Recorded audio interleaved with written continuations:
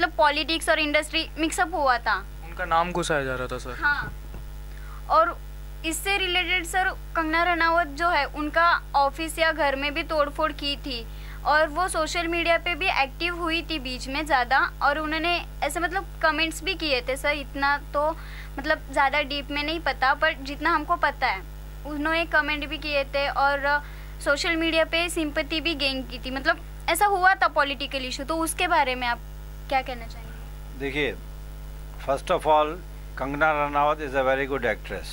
3 to 4 times national award उनको मिल चुका है, right. Now coming to your question, उनकी तारीफ तो मैंने कर दी क्योंकि वो डिजर्विंग है एज एन एक्ट्रेस। अब सॉरी हाँ। टू इंटरप्ट, बट आपने कहा कि वो उनको अवार्ड्स मिले थे, उनको पद्मश्री भी मिला था, बट वो पद्मश्री अवार्ड को लेकर भी कुछ हुआ था कि नहीं उनको ये नहीं देना चाहिए, हाँ, क्योंकि वो देशद्रोही है, ऐसा मतलब उन पे ब्लेम लगाया जा रहा था। मैं दे रहा हूँ उसका जवाब। हाँ। अभी देखिए क्या था, पहले बीजेपी और शिवसेना मिलकर सरकार चला रही थी, राइट।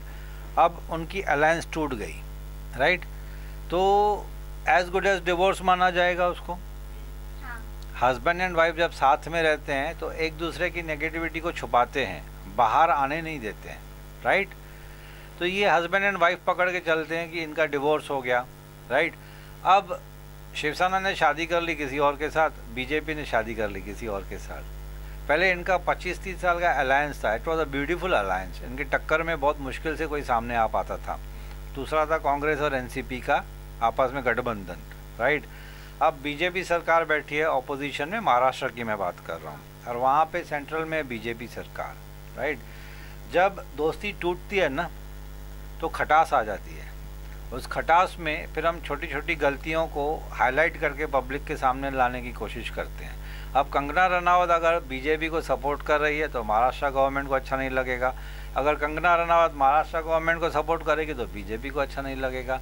तो ये बातें चलती रहती हैं और ये टाइम पास होते रहेगा, इसको मैं टाइम पास ही बोलूँगा। मेरा मानना ये है कि अगर कोई इंसान कोई भी पार्टी के बारे में फैक्ट बोलता है तो उसको एक्सेप्ट करना चाहिए दिल से, राइट। अगर आप लोग मेरी गलती बताओगे कि सर आप न्यूज़ टीवी चैनल बराबर से नहीं चला रहे, तो मैं आपको बोलूँगा ठीक है भाई, आप सजेशन दे दो, हो सकता है आपकी सजेशन मेरे को कुछ काम की लगे तो मैं मानूंगा। So I'll take it as a healthy criticism, and every person has right to speak in a democratic country.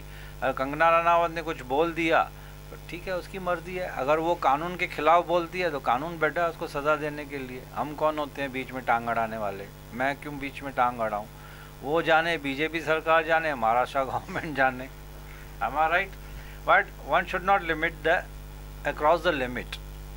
हर इंसान, मैं एक मीडिया का पर्सन हूँ, इसका मतलब ये नहीं कि मैं कहीं पे भी कुछ भी बोल दूँ। इसको बोलते हैं वर्बल डायरिया।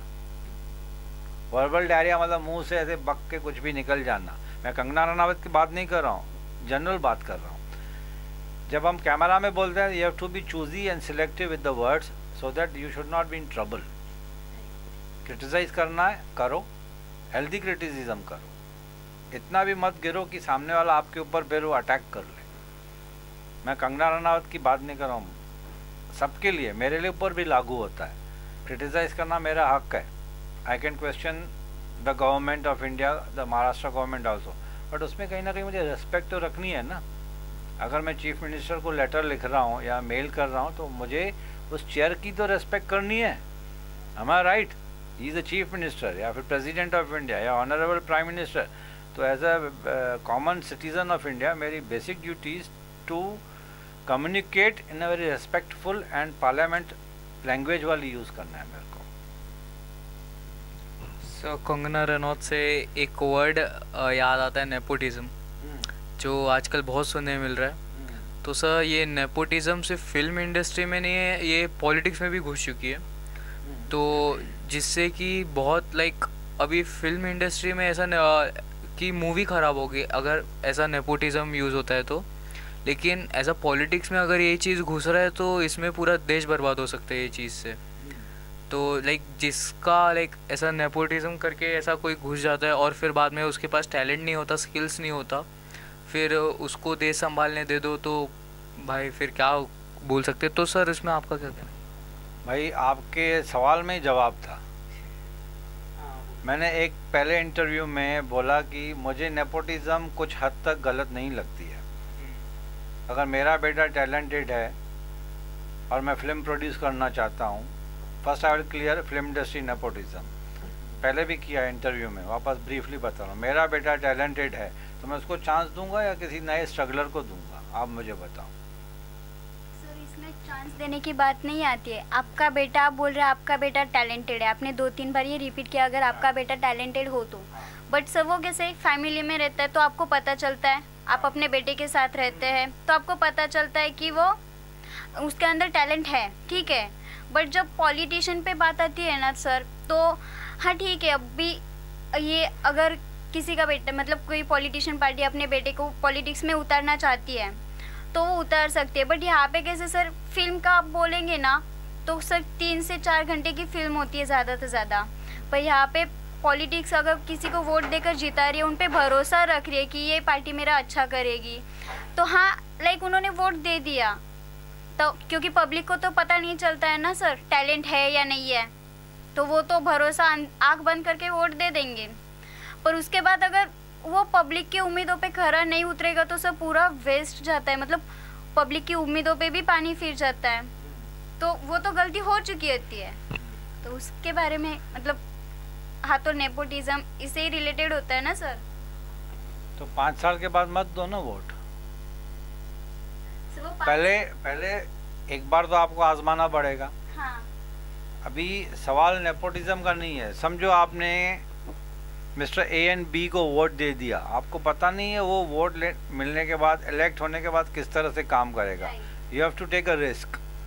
आप वोट कर रहे हो मतलब रिस्क तो ले रहे हो ना, एक कैलकुलेटिव रिस्क बोलें कि हाँ ये बंदा काम का लगता है, चलो मिनिस्टर का बेटा है या भतीजा है या भतीजी है, भांजा भांजी कोई भी है, नेपोटिज्म है। या फिर नेपोटिज्म नहीं है, कोई एक स्ट्रेंजर को आपने वोट दे दिया, तो आप उसको एक चांस दे रहे हो, वो चांस आपको 5 साल तक झेलना ही है, राइट। नहीं तो बीच में भी सरकारें गिरी है, ऐसा नहीं कि 5 साल है तो 5 साल, बीच में भी सरकार गिर जाती है, am I right? बीच में एमएलए के अगेंस्ट में भी आप कंप्लेंट करके उसको उतार सकते हो, ऐसा कुछ नहीं है। एक कॉरपोरेटर को भी आप उतार सकते हो, उसके लिए भी रूल्स रेगुलेशंस हैं। लेकिन किसी को एक बार चांस तो मिलना चाहिए ना। अब बात रही नेपोटिज्म की, तो मैं बार बार बोलूँगा कि कुछ हद तक नेपोटिज्म गलत नहीं होता है। मेरा बेटा है, अगर मैं कोई शोरूम चला रहा हूँ तो मैं बेटे को लायक है तो लेगेसी तो पास होगी ना। मेरी लेगेसी मतलब मेरी जायदाद का मालिक बेटा बनेगा या मेरा बाजू वाला बनेगा? बेटा ही बनेगा। अगर एक पॉलिटिकल पार्टी का मैं आज लीडर प्रेसिडेंट हूँ तो मैं चाहूँगा कि मेरा बेटा प्रेसिडेंट बने मेरे जाने के बाद। अब ये तो पब्लिक डिसाइड करेगी ना कि वो लायक है कि नहीं है। अगर मेरा बेटा, अगर मैंने ज़बरदस्ती इसको प्रेसिडेंट बना दिया, लायक नहीं है, तो पब्लिक उठा के खुद ब खुद फेंकने वाली है। वो एक्टर हो, डायरेक्टर हो, पॉलिटिशियन हो, कोई भी हो, पब्लिक उठा के फेंक देगी उसको, भले मैं कितनी भी उसको फेवरेटिज्म करूँ, राइट। लेकिन मैं तो चाहूँगा ना मेरा बेटा आगे बढ़े, बेटा बेटी भांजा भांजी जो कोई भी है। नेपोटिज्म तो हर फील्ड में है और गलत भी नहीं है, am I right? मेरा बेटा लायक है तो मैं किसी और को क्यों चांस दूं भाई? एक बार तो उसका चांस बनता है ना बेचारे का। उसके बाद पब्लिक डिसाइड करेगी कि वो पॉलिटिशियन के बनने के लायक है या एक्टर बनने के लायक है या नहीं, वो पब्लिक खुद ब खुद डिसाइड कर लेती है। मतलब सर आप ऐसा कहना चाहते हैं कि नेपोटिज्म गलत है ही नहीं, या फिर ऐसा कहना चाहते हैं कि कुछ हद तक गलत भी नहीं है पर सही भी नहीं है? नहीं, वो आपने मेरा जवाब ध्यान से नहीं सुना। Listen to me carefully. Nepotism गलत कुछ हद तक है ही नहीं। अच्छा सुनो, एक सिंपल सा एग्जाम्पल पहले वाले इंटरव्यू में दिया था, वापस बोल रहा हूँ, पब्लिक शायद बोर ना हो जाए। Ultimate brief it. मैं फिल्म प्रोड्यूसर हूँ, एग्जाम्पल। तो मेरा बेटा अगर बोलता है पापा I want to enter film industry, तो मैं उसको ट्रेन करूँगा कि ठीक है मैं तेरे को लॉन्च करता हूँ, मैं पैसे लगा रहा हूँ। एक पिक्चर बनाने के लिए कम से कम 40-50 करोड़ मिनिमम आज की तारीख में, छोटी बजट की, बड़ी बजट की 100-150 करोड़ की, छोटी बजट की 30-40 करोड़ की, मैं रिस्क उठा रहा हूँ ना, किसके ऊपर? बेटे के ऊपर, राइट। तो उसको एक चांस मिलना चाहिए कि नहीं? एक तो बेटा है, अगर समझो चांस नहीं दिया तो वो तो बोलेगा ना पापा आपने तो मेरे को चांस ही नहीं दिया, मैं लायक हूँ, तो एक चांस तो दूँ उसको। एक बार पिक्चर फ्लॉप हो गई तो मैं समझ जाऊँगा कि उसमें एक्टिंग टैलेंट नहीं है, पब्लिक ने उसको रिजेक्ट कर दिया, तो मैं पागल हूँ कि उसके ऊपर वापस 40 करोड़ लगाऊंगा? मैं खुद भी पीछे हो जाऊँगा। Same is the case with politician, same is the case with showrooms, industry, सबके साथ है नेपोटिज्म कुछ हद तक। ये जो लोग बकबक करते हैं ना, आई रिपीट, लोग बकबक करते हैं। खुद के घर में अगर तुम बात होगी तो क्या नेपोटिज्म फॉलो नहीं करोगे? चलो ठीक है, देखूं कितनी ताकत है, स्ट्रगलर को चांस दो, बेटे को साइड में लगाओ, तो बाप बेटे का रिलेशन उधर ही ख़त्म हो जाएगा।